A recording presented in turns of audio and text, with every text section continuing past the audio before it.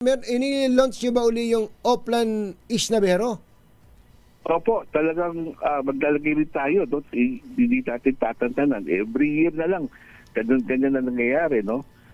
So yan, wala tayong tigil na babantayan natin. Nationwide po to, maglatago tayo ng mga tao sa mga commercial districts para tapos yung ating online Facebook social media complaint center bubuksan natin para for any complaint ng ating mga pasahero, yung mga contracting of passengers, refusal to convey, pati yung mga TNVS doon cancel ng kanilang booking. Ayun, meron nga ganyan. So, paano hong gagawin doon sa mga nagka-cancel ng ganon na TNVS?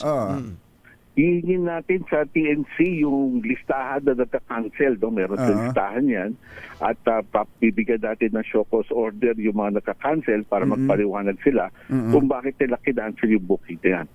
Tapos may aayusin din natin yung mga applications. No? Kasi may isang app na kita ko kahapon, pag may pasahero, ayaw taglapin ng mga driver, may accept kailangan i-accept ng driver Walang nag-a-accept doon sa pasaherong yun.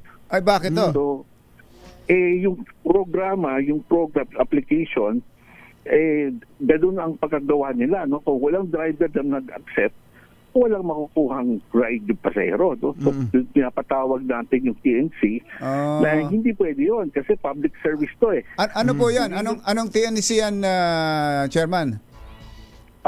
Ito yung InDrive. InDrive. Yung bago. Yung bago. So, sasabihin natin, you cannot not provide the service. Yung po sa akin, hindi nyo accept yung pasahero dahil for whatever reason. No?